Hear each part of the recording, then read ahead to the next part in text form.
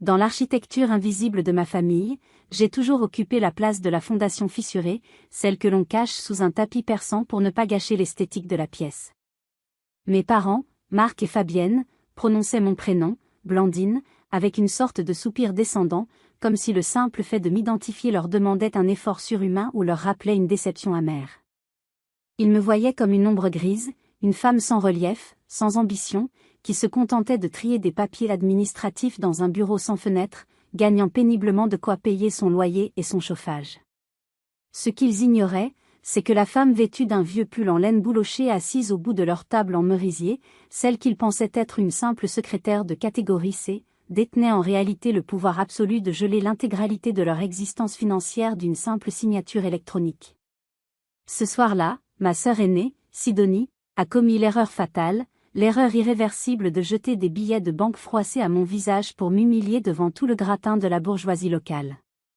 Elle riait, la tête renversée en arrière, savourant son triomphe mesquin et cruel. Mais ce rire s'est étranglé dans sa gorge, mourant instantanément à la seconde où mon directeur régional est entré par la grande porte en chêne, et que moi, la ratée de la famille, la petite Blandine insignifiante, j'ai plongé la main dans mon sac à main bon marché pour en sortir ma carte tricolore barrée de l'insigne de la République. Bienvenue à tous pour cette histoire de justice, de patience et de révélation brutale. Avant de plonger dans cette nuit fatidique qui a bouleversé ma vie et détruit un empire de mensonges, j'aimerais savoir d'où vous écoutez cette histoire. Êtes-vous installé confortablement à Paris, à Lyon, à Marseille, ou peut-être nous écoutez-vous depuis le Canada ou l'Afrique francophone? Et surtout, quelle heure est-il chez vous en ce moment précis? Écrivez-le-moi en commentaire dès maintenant, j'adore lire vos messages et savoir que nous sommes connectés à travers le monde avant que nous ne déballions ensemble les secrets les plus sombres de l'avidité humaine. Je m'appelle Blandine. J'ai 34 ans. Si vous me croisiez dans les rues pavées du centre historique de Dijon un dimanche matin pluvieux, vous ne m'accorderiez pas un second regard. Je suis le genre de femme qui se fond dans le décor. Je porte des vêtements aux couleurs neutres, beige, gris, bleu marine, des coupes fonctionnelles qui ne mettent rien en valeur. Je conduis une Renault Clio grise qui a vu des jours meilleurs, avec une éraflure sur l'aile droite que je n'ai jamais pris la peine de faire réparer. Je vis une vie d'une apparente banalité, rythmée par des horaires de bureau fixes et des week-ends tranquilles. Aux yeux de mes voisins, de mes anciens camarades de classe, et surtout aux yeux impitoyables de ma propre famille, je suis l'incarnation vivante de la médiocrité. Une fonctionnaire de base, noyée sous la paperasse, sans avenir, sans éclat, et tragiquement ordinaire. C'est exactement ce que je voulais qu'ils croient. C'est le camouflage le plus sophistiqué que j'ai jamais conçu, une armure parfaite que j'ai forgée patiemment pendant 10 ans pour me protéger de leur toxicité. La vérité est tout autre. Une vérité brûlante, coupante, que même Tanguy, mon mari aimant, architecte paysagiste doux et rêveur, ne connaît qu'en partie pour sa propre protection juridique. Chaque matin, quand je franchis les portiques de sécurité blindés du centre des finances publiques, je ne suis plus la timide et effacée Blandine. Je deviens Madame Lemoine, inspectrice divisionnaire des finances publiques. Je travaille au sein de la BCR, la Brigade de contrôle et de recherche, une unité d'élite crainte par tous les chefs d'entreprise véreux de la région. Mon travail n'est pas de classer des dossiers par ordre alphabétique ni de servir le café à mes supérieurs. Mon travail est de chasser. Je suis une prédatrice de la finance. Je traque les flux d'argent sale, je démantèle les réseaux d'évasion fiscale complexes, je décortique les montages offshore et je force ceux qui se croient au-dessus des lois, ceux qui pensent que l'argent achète l'impunité, à rendre des comptes à la société. J'ai du pouvoir. Un pouvoir réel, tangible, effrayant. Pas le pouvoir bruyant, vulgaire et ostentatoire que ma sœur Sidonie affiche avec ses voitures de sport italiennes et ses bijoux de créateur, mais le pouvoir silencieux, froid et absolu de l'État. Pourtant, dès que je quitte mon bureau, que je range mon badge officiel et parfois mon arme de service car nous sommes armés dans certaines missions à risque, je redeviens la pauvre Blandine. Pourquoi ce secret? Pourquoi ne pas avoir crié à mes parents, lors d'un de ces déjeuners dominicaux interminables, que leur fille cadette est une haute fonctionnaire respectée, crainte et admirée par ses pairs? La réponse ne réside pas dans ma modestie, mais dans les cicatrices invisibles et purulentes de mon enfance. Dès mon plus jeune âge, la hiérarchie familiale était gravée dans le marbre. Sidonie, ma sœur de 6 ans mon aînée, était le soleil incandescent autour duquel gravitait notre foyer. Elle était belle, charismatique, manipulatrice, bruyante. Elle savait exactement quoi dire pour flatter l'ego démesuré de mon père et apaiser les névroses de ma mère. Quand Sidonie obtenait un 10 sur 20 à l'école, on débouchait le champagne et on commandait des pizzas.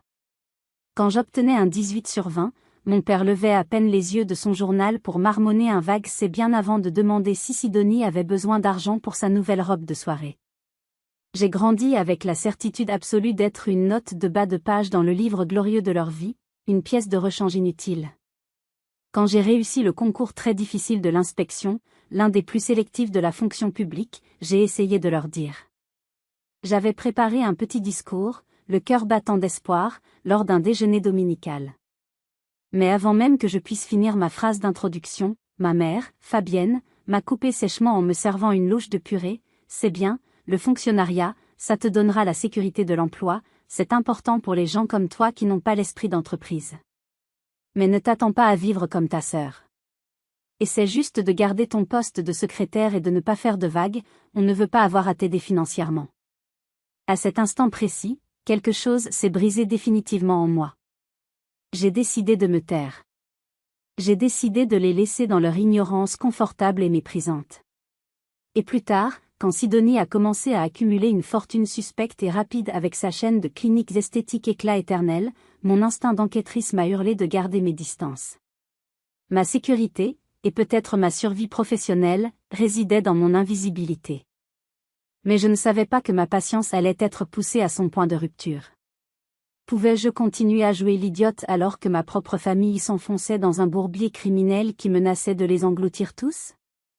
Tout a commencé lors du déjeuner dominical de la semaine précédente, un rituel de torture psychologique auquel Tanguy et moi nous soumettions par devoir familial, comme on se rend à l'abattoir. Mes parents vivaient encore dans leur appartement de la banlieue résidentielle de Dijon, mais l'intérieur ressemblait désormais à un musée du mauvais goût, rempli d'objets dorés, de statues en faux marbre et de meubles prétentieux offerts par Sidonie pour marquer son territoire.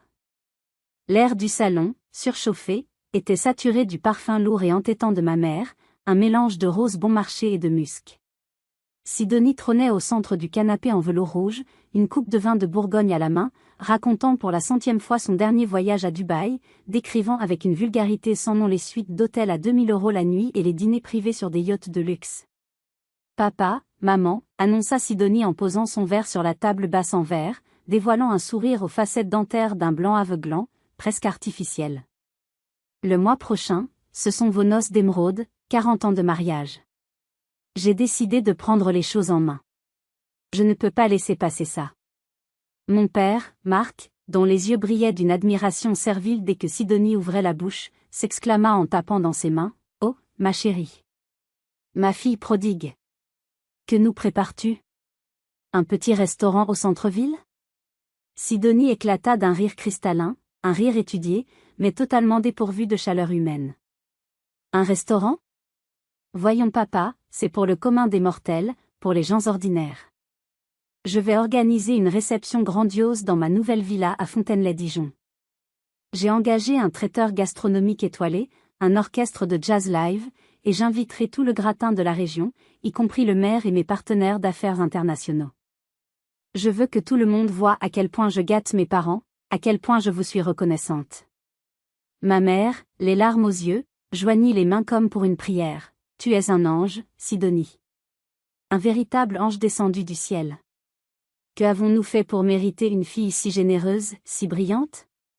Tanguy et moi échangions un regard silencieux au bout de la table, près du plat de haricots verts froids.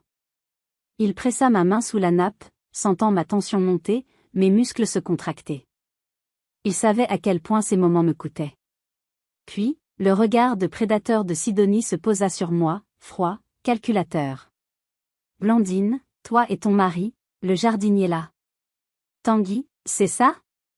Tâchez de venir. Je sais que les temps sont durs pour vous avec vos petits salaires de misère, alors considérez ça comme une œuvre de charité de ma part. Vous pourrez au moins manger de la vraie nourriture pour une fois, autre chose que vos plats surgelés. Je ravalai ma fierté, une boule acide dans la gorge. Nous serons là, Sidonie. Merci de l'invitation. D'ailleurs, nous avons aussi préparé un cadeau pour l'occasion. Je sortis de mon sac en toile un album photo relié en cuir véritable. C'était un projet qui m'avait pris 3 mois de nuit blanche. J'avais contacté des cousins éloignés aux 4 coins de la France, retrouvé des négatifs perdus de la jeunesse de mes parents, restauré numériquement chaque image rayée, et écrit à la main, à l'encre de Chine, des légendes émouvantes racontant leur histoire. C'était un cadeau d'amour pur, de temps et de dévouement. Joyeux anniversaire en avance, dis-je en tendant l'album avec un sourire timide. Ma mère le prit, l'ouvrit distraitement, tourna 2 pages avec un ennui visible. Ah, des vieilles photos en noir et blanc. Merci. C'est mignon. Elle le posa négligemment sur le coin de la table, près de la corbeille à pain, sans un regard de plus, comme on pose un prospectus publicitaire. Immédiatement, Sidonie claqua des doigts et son chauffeur, qui attendait dans l'entrée, apporta une boîte noire laquée, ornée d'un ruban doré. Voici mon cadeau. Quelque chose d'un peu plus utile que de la nostalgie bon marché et poussiéreuse. À l'intérieur reposait un sac à main de luxe, en cuir matelassé, avec le logo double C entrelacé. 5 000 €, maman, précisa Sidonie en murmurant le prix assez fort pour que tout le monde l'entende, s'assurant que la valeur marchande écrase la valeur sentimentale de mon cadeau. Ma mère poussa un cri hystérique, serrant le sac contre elle comme on serre un nouveau-né, le reniflant avec extase. Elle se tourna vers moi, le visage déformé par un mépris soudain. Tu vois, Blandine ? Prends exemple sur ta sœur. Qui a besoin d'un vieil album quand on peut avoir ça ? La prochaine fois, ne perds pas ton temps avec tes bricolages d'école primaire. Si tu n'as pas d'argent, ne donne rien, c'est moins embarrassant pour tout le monde. Mon cœur se serra violemment. L'album glissa de la table et tomba sur le tapis dans l'indifférence générale. Seul Tanguy se baissa pour le ramasser, les mâchoires serrées de colère, prêt à exploser. Je lui fis signe de se taire. Je savais que ce sac n'était pas un cadeau d'amour, mais un trophée acheté avec de l'argent sale. Et j'étais sur le point de découvrir à quel point il était sale. Le lundi matin suivant, l'atmosphère aseptisée, presque clinique, de mon bureau au centre des impôts m'offrit un refuge bienvenu contre le chaos émotionnel du week-end. Devant mes 3 écrans haute définition, je n'étais plus la fille décevante, j'étais l'analyste redouté, le cerveau qui voyait à travers les chiffres. Ce matin-là, l'algorithme de surveillance des transactions suspectes, une intelligence artificielle que nous venions de déployer, clignotait en rouge. Une alerte de niveau 1, la plus haute priorité. Nom de code du dossier, 100-01.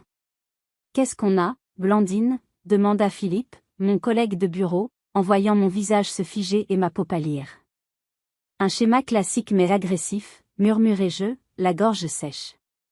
Des flux de trésorerie sortant de Dijon vers des sociétés écrans au Luxembourg, transitant par les îles Caïmans pour revenir en France sous forme de prêts d'investisseurs étrangers fictifs. C'est du blanchiment d'argent, pur et simple, doublé d'une fraude massive à la TVA intercommunautaire. Je commençais à creuser, mes doigts volant sur le clavier, entrant les codes d'accès de niveau 5. Je déshabillais les strates juridiques une par une, comme on pèle un oignon pourri.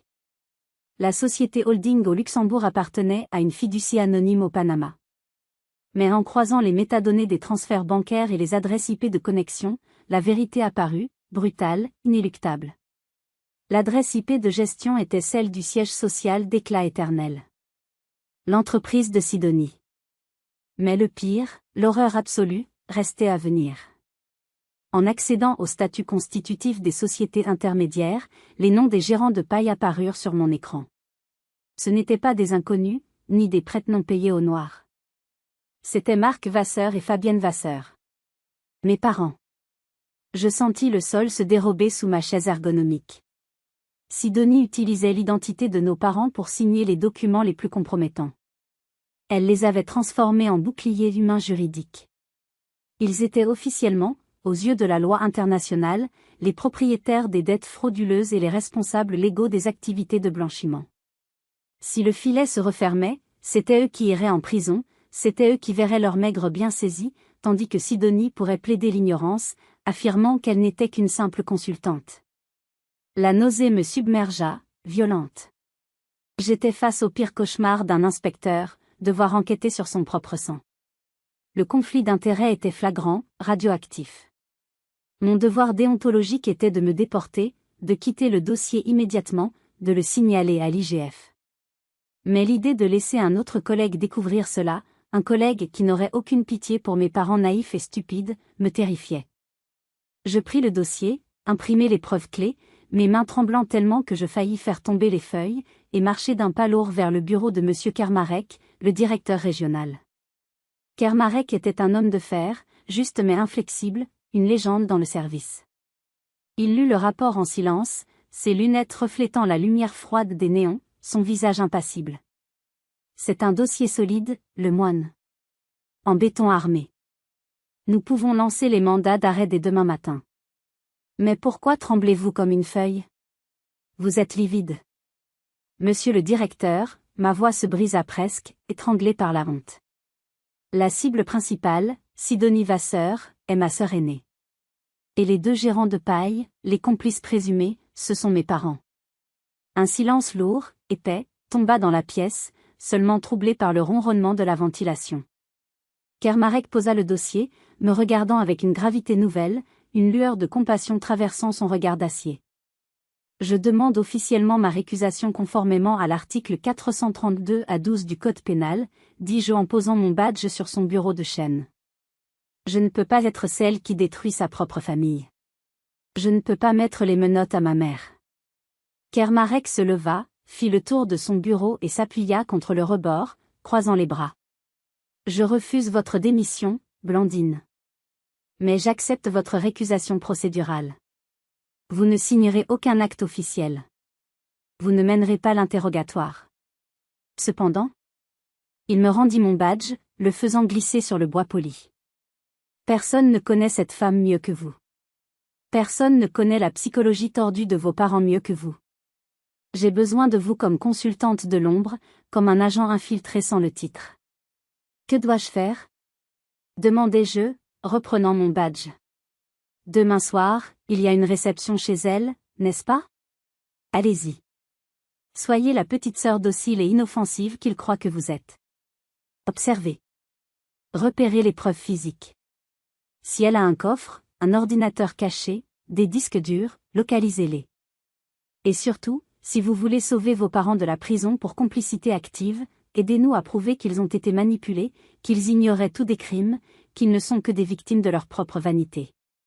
Je sortis de son bureau avec une mission suicidaire. Je voulais encore croire, naïvement, qu'il y avait une part d'humanité chez Sidonie. J'avais griffonné une note anonyme pour la prévenir, pour lui donner une chance de se rendre, de tout avouer. Mais l'appel téléphonique que je reçus quelques heures plus tard tua toute pitié en moi, éteignant la dernière étincelle d'amour fraternel. C'était en fin d'après-midi, le soleil commençait à décliner. Je préparais le dîner dans notre petite cuisine, coupant des carottes, quand mon téléphone vibra sur le plan de travail. Sidonie. Je mis le haut-parleur pour que Tanguy, qui épluchait des pommes de terre à côté de moi, puisse entendre. Allô? Blandine. La voix de Sidonie claqua comme un fouet, sans bonjour ni préambule, saturée d'autorité. Écoute-moi bien. Demain, j'ai besoin que tu viennes plus tôt. Sois là à 14h tapante. Pas une minute de retard. La fête commence à 19h, Sidonie, répondis-je calmement, continuant à couper mes légumes. Je sais lire une horloge, merci. Aboya-t-elle. Mais le traiteur est incompétent, il manque de personnel, et j'ai besoin de main-d'œuvre gratuite. J'ai besoin que tu viennes surveiller la cuisine, vérifier que les serveurs ne volent pas le champagne, et surtout, tu devras t'occuper du parking. Les invités VIP arrivent avec des voitures de sport basse, des Ferrari, des Lamborghini, je ne fais pas confiance aux valets intérimaires. Toi, tu as l'habitude de servir, tu es docile, ça te correspond parfaitement. Tanguy se figea, le couteau à légumes suspendu en l'air. Son visage devint cramoisi, une veine battant sur sa tempe. Et une dernière chose, ajouta Sidonie avec un dédain audible même à travers les ondes, suintant de chaque syllabe. Essaie de t'habiller, décemment. Je ne veux pas que mes associés voient ma sœur habillée comme une souillon ou une bonne sœur. Cache ta voiture pourrie derrière la maison, près des poubelles, je ne veux pas qu'elle gâche mes photos Instagram. Si tu me fais honte, tu le regretteras amèrement. Elle raccrocha brutalement, ne me laissant pas le temps de répondre. Le bip de fin d'appel résonna comme une gifle. Tanguy jeta violemment le couteau dans l'évier. Le bruit du métal contre l'inox résonna comme un coup de feu dans notre cuisine silencieuse. C'est hors de question, Blandine. Tu n'iras pas. Tu es une inspectrice principale des finances publiques. Tu as un master en droit fiscal, tu diriges une équipe de 10 personnes. Tu as plus de pouvoir dans ton petit doigt que cette garce dans toute sa vie. Pourquoi tu acceptes qu'elle te traite comme une domestique? Pourquoi tu te laisses piétiner? Il me prit par les épaules, ses mains tremblantes de rage, ses yeux embués de larmes de frustration. Laisse-moi y aller. Laisse-moi leur dire qui tu es vraiment. Laisse-moi leur cracher la vérité au visage, leur dire que tu pourrais les acheter et les vendre 10 fois. Je regardais mon mari, cet homme doux qui était prêt à devenir violent pour défendre mon honneur. Je posai mes mains froides sur ses joues brûlantes pour le calmer. Non, Tanguy, dis-je doucement, mais avec une froideur nouvelle dans la voix, une détermination d'acier. La tristesse avait disparu, remplacée par une lucidité glaciale. Tu ne vas rien dire. Nous allons y aller. Je vais faire exactement ce qu'elle demande. Je vais garer les voitures. Je vais surveiller les petits fours. Je vais être l'esclave parfaite. Mais pourquoi? Cria-t-il presque. Parce que je veux qu'ils aillent au bout de leur logique. Je veux que le contraste soit absolu. Je veux qu'ils montrent leur vrai visage, sans filtre, devant tout le monde. Plus ils monteront haut dans leur arrogance, plus leur chute sera brutale et définitive. Je me tournai vers la fenêtre, regardant la nuit tomber sur la ville, les lumières s'allumer une à une. Demain, le masque tombera. Et je te promets que ce sera un spectacle qu'ils n'oublieront jamais. Ce sera leur dernier dîner. Le lendemain, sous un soleil de plomb qui écrasait la Bourgogne, nous arrivâmes devant la villa de Sidonie à Fontaine-lès-Dijon. C'était un monument à la vulgarité, une insulte au bon goût, des colonnes romaines en faux marbre qui ne soutenaient rien, des statues de lions dorés à l'entrée rugissant vers le ciel, et une fontaine qui crachait de l'eau teintée de bleu chimique. C'était le palais d'une reine de pacotille. Sidonie nous accueillit non pas comme des invités, ni même comme de la famille, mais comme du personnel en retard. Elle portait une robe de chambre en soie, ses cheveux encore en bigoudi. Enfin! Siffla-t-elle en regardant sa montre en or incrustée de diamants. Allez en cuisine tout de suite. Et toi Blandine, mets ce tablier si tu touches à la nourriture. Je ne veux pas que tes microbes de banlieusarde contaminent le caviar. J'exécutai les ordres sans un mot. Pendant 4 heures interminables, sous la chaleur étouffante de l'après-midi, moi, l'experte en criminalité financière, j'ai poli de l'argenterie jusqu'à ce que mes doigts saignent presque, et j'ai guidé des Ferrari et des Porsche sur le gravier de l'allée, souriant poliment au conducteur qui ne me regardait même pas. J'ai avalé chaque insulte, chaque regard condescendant, stockant ces offenses comme des preuves dans un dossier mental, alimentant le feu froid de ma résolution. Mais mes yeux ne chômaient pas. J'observais la maison. J'analysais chaque détail. Tout ici sentait la fraude. Les œuvres d'art accrochées au mur étaient des croûtes abstraites signées par des artistes inconnus mais cotées à des prix astronomiques, une technique classique pour justifier des sorties d'argent liquide. Et puis, je le vis. Dans le grand salon, derrière un immense autoportrait de Sidonie, qui d'autres accrocheraient un portrait de soi-même de 2 mètres de haut, peint dans le style d'une reine de la Renaissance, je remarquai une légère décoloration du papier peint sur le côté droit du cadre. Une charnière dissimulée. Un coffre-fort mural. Je connaissais ma sœur. Son narcissisme était sa plus grande faille, son talon d'Achille. Ses mots de passe étaient toujours liés à elle-même. Sa date de naissance, la date de création de son entreprise, ses mensurations. Je mémorisai l'emplacement, calculant mentalement la distance depuis la porte d'entrée. À 19 heures, la réception commença officiellement. Les invités, un mélange de nouveaux riches bruyants et de notables locaux à la moralité douteuse, remplirent le salon, leur rire sonnant faux. Mes parents trônaient à la table d'honneur, rayonnants, vêtus de tenues de soirée qui coûtaient plus cher que ma voiture et mes meubles réunis. Sidonie, désormais vêtue d'une robe dorée scintillante, organisa le plan de table comme un général. Papa, maman, ici au centre, sous le lustre. Monsieur le conseiller général, à ma droite. Puis elle se tourna vers Tanguy et moi, son regard se voilant de mépris. Vous deux, il n'y a plus de place aux tables principales. J'ai mal compté. Installez-vous là-bas. Elle pointa une petite table pliante en plastique, installée près de la porte battante des cuisines, l'endroit où l'on place généralement les photographes ou les gardes du corps pour qu'ils ne gênent pas la vue. C'était le coin des indésirables. C'est parfait pour vous, ajouta-t-elle avec un clin d'œil cruel. Comme ça, vous pourrez aider à débarrasser si les serveurs sont débordés. C'est votre milieu naturel, après tout. Nous nous assîmes, isolés, humiliés. De là où nous étions, nous pouvions voir mes parents rire aux éclats, trinquer avec du champagne millésimé, racontant à qui voulait l'entendre à quel point ils étaient fiers de leur fille réussie, et ignorant totalement l'existence de l'autre fille assise près des poubelles. Regardez Sidonie, disait mon père en bombant le torse, sa voix portant jusqu'à nous. Elle porte cette famille sur ses épaules. Heureusement qu'elle est là. Si on devait compter sur Blandine, on mangerait des pâtes tous les jours. Elle n'a aucune ambition, cette petite, elle est née pour être médiocre. Chaque mot était un coup de poignard rouillé. Mais je ne saignais plus. J'attendais. Je savais que l'heure du jugement approchait. Je fais une pause ici, les amis. C'est insoutenable, n'est-ce pas? Mettez-vous à ma place un instant.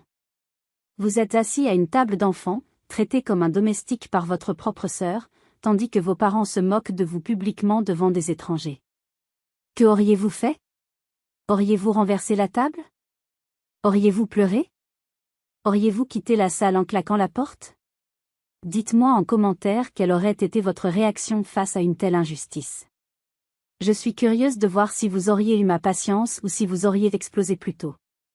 Le dîner touchait à sa fin. Les plats de homard et de foie gras avaient été débarrassés, laissant place à une pièce montée gigantesque. L'alcool avait délié les langues et l'atmosphère était électrique, saturée de vanité. Sidonie se leva, tapant sur sa coupe en cristal avec une cuillère en argent. Le tintement résonna, aigu, imposant le silence. Les projecteurs se braquèrent sur elle. Elle brillait dans sa robe à paillettes, telle une idole païenne réclamant l'adoration de ses fidèles. Mes chers amis, commença-t-elle, la voix tremblante d'une émotion feinte, une main sur le cœur. Ce soir, nous célébrons l'amour de mes parents, Marc et Fabienne. Mais nous célébrons aussi le succès. J'ai travaillé dur pour offrir cette vie à ma famille. J'ai bâti éclat éternel à la sueur de mon front, partant de rien pour arriver au sommet. Applaudissements nourris. Ma mère envoyait des baisers en l'air à sa fille chérie, les larmes aux yeux. Cependant, le ton de Sidonie changea brusquement, devenant plus tranchant, plus venimeux. Ses yeux de vipère se fixèrent sur notre petite table au fond de la salle, perçant la pénombre. Il y a une ombre au tableau. Ma petite sœur, Blandine. Tous les visages se tournèrent vers moi. Je sentis la chaleur monter à mes joues, des centaines d'yeux me jugeant, mais je ne baissai pas les yeux. Je la fixai. Lève-toi, Blandine, ordonna-t-elle. Je me levai lentement, avec dignité. Tanguy se leva aussi, solidaire, me tenant le bras comme pour me donner sa force. Vous savez, continua Sidonie en s'adressant à la foule comme s'il s'agissait d'un spectacle de comédie dont j'étais le bouffon. Blandine a une vie, simple. Très simple. Elle est secrétaire aux impôts. Elle passe ses journées à agrafer des formulaires et à servir du café à des chefs. C'est un travail honnête, je suppose, pour ceux qui n'ont pas d'envergure, pour ceux qui ont peur de la grandeur. Aujourd'hui, elle est venue m'aider à garer vos voitures. N'est-ce pas gentil? Une vraie petite main-d'œuvre. Quelques rires étouffés parcoururent la salle. L'humiliation était publique, totale. Je sais que tu n'as pas les moyens d'offrir un cadeau à papa et maman, Blandine. Je sais que tu as du mal à finir les mois avec ton salaire de misère. Alors, en tant que grande sœur généreuse, je vais faire un geste. Je vais t'aider. Elle plongea la main dans sa pochette de soirée incrustée de perles et en sortit une liasse de billets froissés. Des coupures de 20 et 50 euros. Elle s'avança vers moi, traversant la piste de danse, ses talons claquant sur le marbre. Elle s'arrêta à 1 mètre de moi, me toisant de toute sa hauteur, son parfum m'écœurant. Tiens, dit-elle. Et elle lança les billets vers moi. Le geste était violent. Le papier-monnaie voltigea dans l'air comme des confettis grotesques avant de retomber sur la table, sur mon assiette vide, et sur le sol à mes pieds. C'est ton pourboire pour le service d'aujourd'hui. Achète-toi une robe décente. Ou peut-être un peu de dignité. J'ai honte de voir une souillon pareille porter le nom de Vasseur devant mes amis. Le silence dans la salle était total, lourd, oppressant. C'était d'une cruauté absolue. Même les invités les plus cyniques semblaient mal à l'aise. J'attendais que ma mère dise quelque chose. Qu'elle dise Sidonie, c'est trop. Qu'elle me défende, ne serait-ce que par décence. Mais ma mère, depuis son trône, cria, brisant mes derniers espoirs, « Prends l'argent, Blandine. Ne fais pas la fière. Ta sœur te donne l'aumône, dis merci. Elle est trop bonne avec toi. » C'était le coup de grâce. Le dernier lien filial venait de se rompre. Je regardais les billets au sol. Je regardais le visage triomphant de ma sœur. Je pris une profonde inspiration. Le calme m'envahit, un calme surnaturel. Ce n'était plus ma sœur en face de moi. C'était le sujet de l'enquête 100-01. C'était une criminelle. Merci, Sidonie, dis-je, ma voix résonnant claire et fort dans le silence, surprenant tout le monde par sa stabilité. Mais je pense que tu devrais garder cet argent. Tu vas en avoir besoin pour tes avocats. Quoi? Elle fronça les sourcils, perdant son sourire. Qu'est-ce que tu racontes, pauvre folle? Tu as bu? À cet instant précis, la sonnette de l'entrée retentit. Un son long, insistant, qui fit sursauter tout le monde. Le destin venait de frapper à la porte. Ah, s'exclama Sidonie, retrouvant instantanément son masque d'hôtesse parfaite, soulagée par cette interruption. Ce doit être monsieur le maire. Il m'avait promis de passer pour le dessert. Quelle chance! Elle tourna les talons, ses cheveux blonds fouettant l'air, et se précipita vers la grande double porte d'entrée. Préparez le champagne. Musique! Hurla-t-elle au serveur paniqué. Elle ouvrit la porte à la volée, un sourire radieux plaqué sur le visage, prête à accueillir l'autorité locale, prête à se faire aduler encore un peu plus. Monsieur le maire, quel honneur de... Sa phrase mourut sur ses lèvres, coupée net. Ce n'était pas le maire. Sur le perron, encadré par la nuit noire, se tenait monsieur Kermarec. Il portait son long manteau gris, et son visage était aussi dur que le granit breton. Derrière lui, 4 officiers de la police judiciaire en civil, brassard orange police au bras, et 2 agents techniques avec des mallettes métalliques. Sidonie recula d'un pas, chancelante. Qui êtes-vous? C'est une propriété privée. Vous n'avez pas d'invitation. Madame Sidonie Vasseur, demanda Kermarec d'une voix de baryton qui ne tolérait aucune contradiction, sa voix portant jusqu'au fond du salon. Oui, c'est moi. Mais je ne vous permets pas. Kermarec entra sans demander la permission, obligeant Sidonie à reculer. Les policiers s'engouffrèrent derrière lui, se déployant rapidement pour sécuriser les issues, bloquant les fenêtres et les portes. Je suis Alain Kermarec, directeur régional des finances publiques. Et voici le capitaine Dupuis de la police judiciaire. Nous avons un mandat de perquisition et un mandat d'arrêt immédiat. Sidonie devint livide. La coupe de champagne qu'elle tenait encore lui échappa des mains et s'écrasa sur le carrelage avec un fracas terrible. Crash! Le liquide doré se répandit comme du sang pisseux autour de ses chaussures loup-boutin. C'est une erreur! Hurla-t-elle, la voix montant dans les aigus, frôlant l'hystérie. Vous ne savez pas qui je suis. Je connais des gens. Je vais vous faire virer. Appelez mon avocat. Je sais exactement qui vous êtes, madame, répondit Kermarec calmement, sans cligner des yeux. Vous êtes la tête pensante d'un réseau de blanchiment d'argent estimé à 4 millions d'euros. Fraude à la TVA, abus de biens sociaux, faux et usage de faux, organisation d'insolvabilité. La liste est longue. Mes parents s'étaient levés, tremblants comme des feuilles. Mon père bégayait, mais c'est impossible, ma fille est une femme d'affaires respectée. C'est un malentendu. Sidonie, paniquée, chercha un bouc émissaire. Ses yeux fous se posèrent sur moi, toujours debout près de la table de service, impassible. C'est elle. hurla-t-elle en me pointant du doigt, sa main tremblant de rage. C'est cette petite garce. Elle est jalouse. Elle a inventé tout ça. Monsieur le directeur, ne l'écoutez pas. C'est ma sœur, mais elle est dérangée. C'est juste une petite secrétaire minable qui n'a jamais rien réussi. Elle veut me détruire. Faites-la sortir d'ici.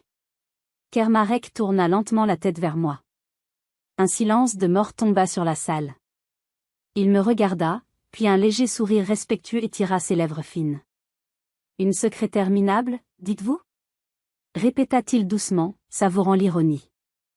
Il fit un signe de tête vers moi. Madame le moine, je crois qu'il est temps de faire les présentations officielles. Montrez-leur. C'était le moment. Le moment pour lequel j'avais enduré 10 ans de condescendance, 10 ans d'invisibilité, 10 ans de mépris silencieux.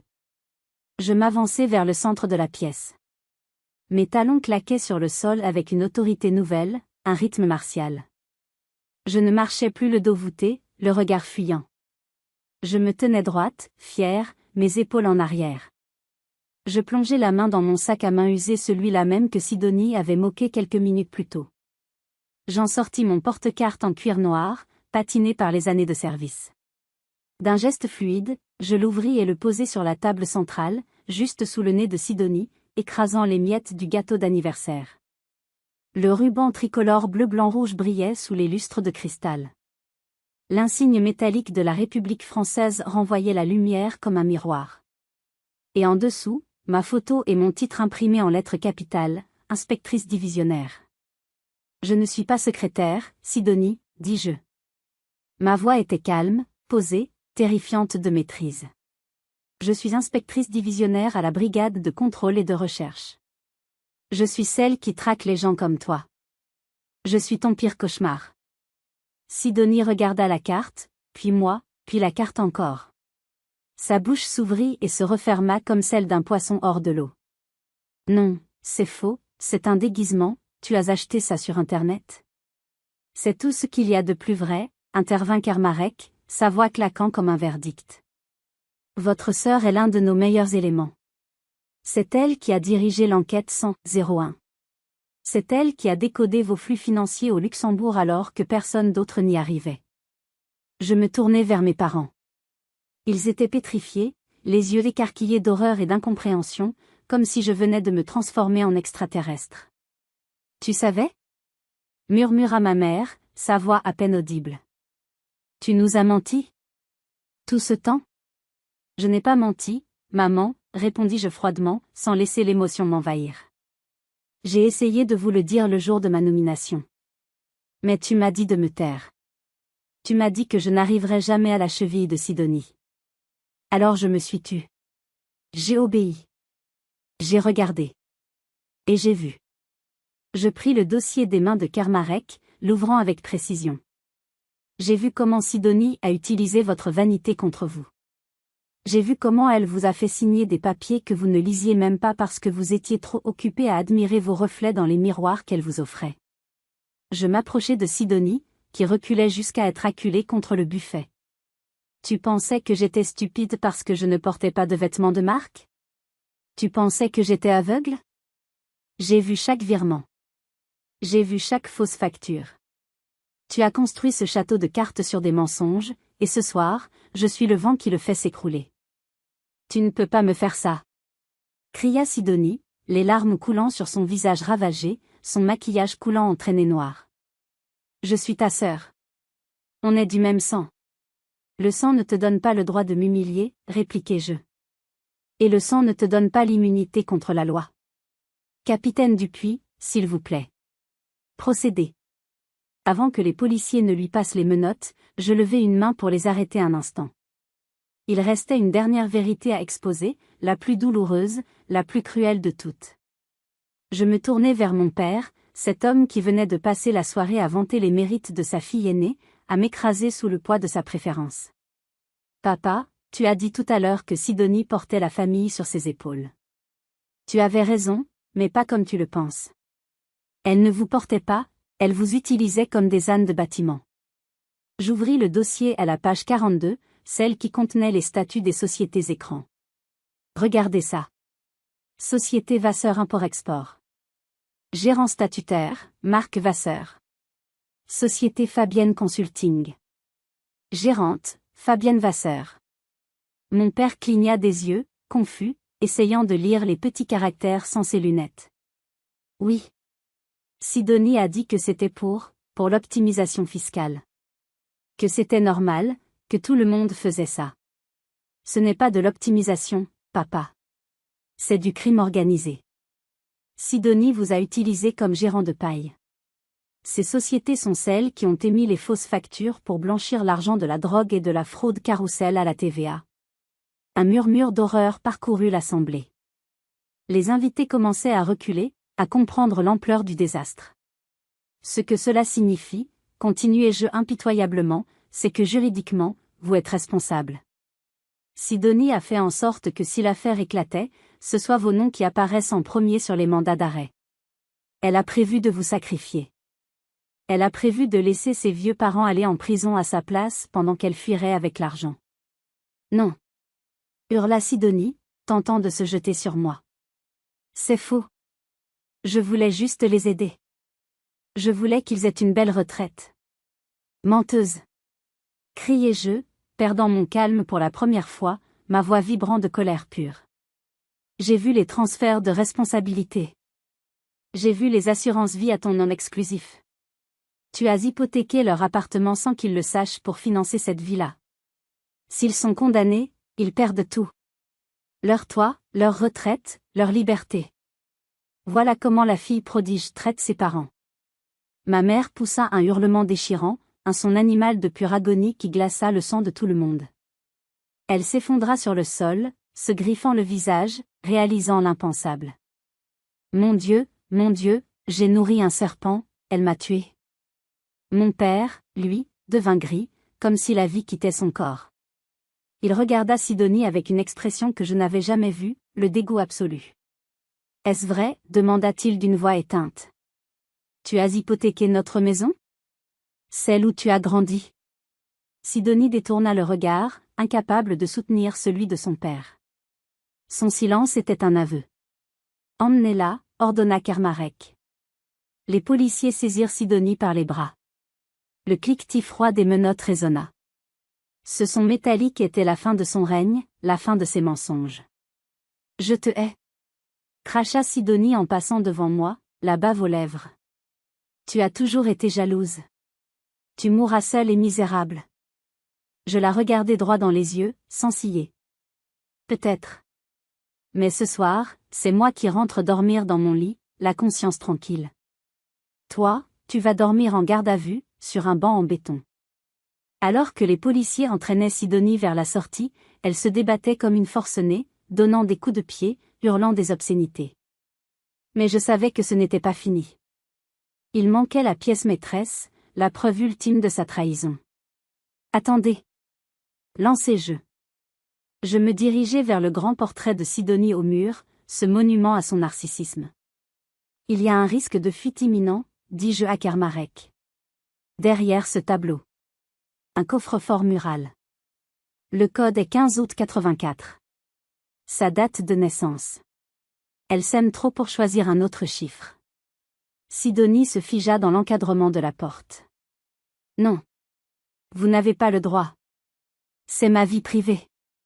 Un technicien de la police décrocha le tableau lourd. Le coffre était là, gris, métallique. Il tapa le code. Bip. Bip. Bip. Clac. La porte s'ouvrit avec un soupir hydraulique. À l'intérieur, des piles de billets de 500 €, scellés sous plastique. Des bijoux de famille qu'elle avait prétendu perdus. Mais surtout, une enveloppe Kraft épaisse. Kermarek l'ouvrit. Il en sortit un passeport brésilien avec la photo de Sidonie mais un faux nom, Isabella Santos, et un billet d'avion aller simple pour Rio de Janeiro. Date de départ, demain soir, 23h, lut Kermarek à voix haute. Il se tourna vers mes parents, brandissant le billet d'avion comme une sentence de mort. Elle ne comptait pas rester pour votre anniversaire de mariage, monsieur et madame Vasseur. Dès que la fête aurait été finie, elle partait. Elle fuyait le pays. Elle vous laissait seule face aux dettes et à la justice. C'était prémédité depuis des mois. Elle a vidé les comptes de la société ce matin même. C'était le coup fatal. Ma mère ne pleurait plus. Elle était en état de choc catatonique, fixant le vide. Mon père pleurait silencieusement, de grosses larmes roulant sur ses joues ridées, tombant sur sa chemise de soie. L'illusion était totalement détruite. La fille qu'ils adoraient n'était qu'un monstre d'égoïsme. Et la fille qu'ils méprisaient venait de révéler le complot qui allait détruire leur vie. Tanguy s'avança vers mes parents. Sa voix tremblait de colère contenue, mais il se retenait pour moi. « Vous savez ce que Blandine a fait ce matin ?» demanda-t-il à mes parents. « Avant de venir ici pour se faire humilier par vous ? Elle a vidé notre compte épargne. Elle a vendu ses quelques bijoux. Elle a payé la compte de votre redressement fiscal pour bloquer les poursuites pénales contre vous. Elle a sauvé votre appartement. Elle a fait ça pour les parents qui l'ont traité de raté toute sa vie. » Mes parents levèrent les yeux vers moi, incrédules. La honte les submergeait, vague après vague, plus douloureuse que n'importe quelle gifle. « Pourquoi ?» souffla mon père. « Après tout ce qu'on t'a dit, après tout ce qu'on t'a fait. »« Parce que je ne suis pas comme elle, » répondis-je simplement. « Et parce que, malgré tout, vous êtes mes parents. Mais ne vous méprenez pas. Je ne l'ai pas fait pour gagner votre amour. Je ne cherche plus votre validation. Je l'ai fait pour pouvoir me regarder dans la glace sans avoir honte de mon nom. » Les gyrophares bleus illuminaient le salon à travers les baies vitrées, donnant à la scène un aspect irréel. Sidonie fut poussée dans la voiture de police. La portière claqua. La fête était finie.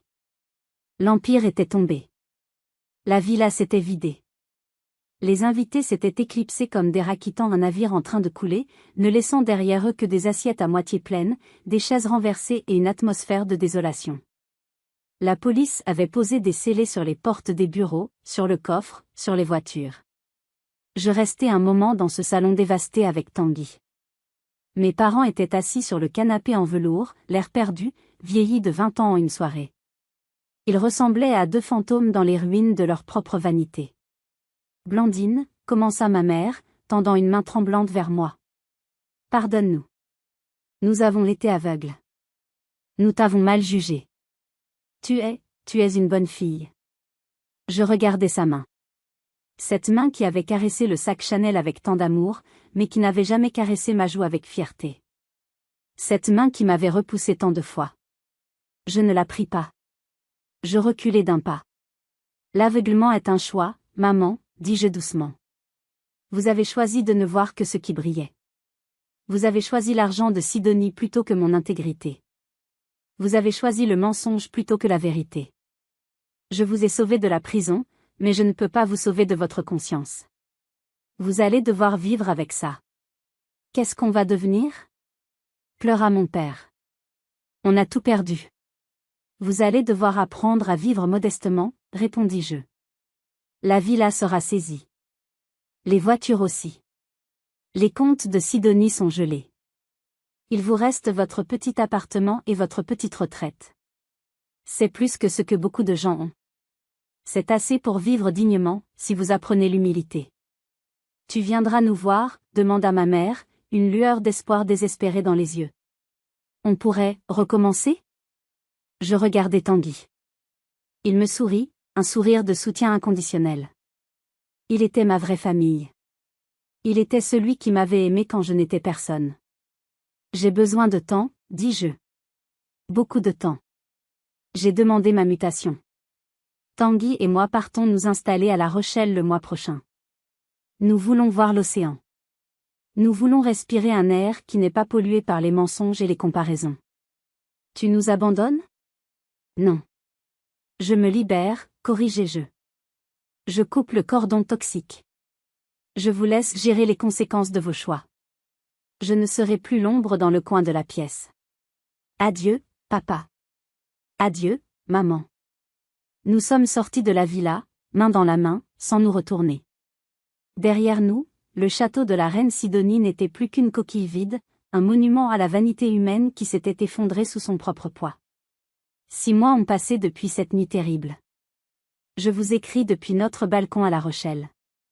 L'air est salé, frais, vivifiant. Les mouettes crient au-dessus du port. Les nouvelles de Dijon nous parviennent par bribes. Sidonie a été condamnée à 8 ans de prison ferme. Son mari a demandé le divorce et a témoigné contre elle pour sauver sa propre peau, révélant encore plus de secrets sordides. L'empire éclat éternel a été liquidé, vendu pièce par pièce aux enchères. Mes parents vivent désormais reclus. Ils ont dû vendre tous les bijoux et les cadeaux que Sidonie leur avait offerts pour rembourser une partie des dettes civiles. Ils vivent simplement. Ils m'appellent parfois, laissant des messages vocaux où ils pleurent et s'excusent. Je ne les ai pas rappelés. Pas encore. La guérison prend du temps, et certaines blessures ne se referment jamais complètement. Je travaille toujours pour les finances publiques. Mais je ne me cache plus. Mes collègues connaissent mon histoire. Je marche la tête haute. J'ai compris que ma valeur ne dépendait pas de l'approbation de mes parents, ni du prix de mes vêtements, ni de la voiture que je conduis. Ma valeur réside dans mes actions, dans ma probité, et dans l'amour sincère que je partage avec Tanguy. Cette histoire est une leçon brutale pour nous tous. Elle nous rappelle que les apparences sont souvent trompeuses. Que ceux qui crient le plus fort sont souvent ceux qui ont le plus à cacher.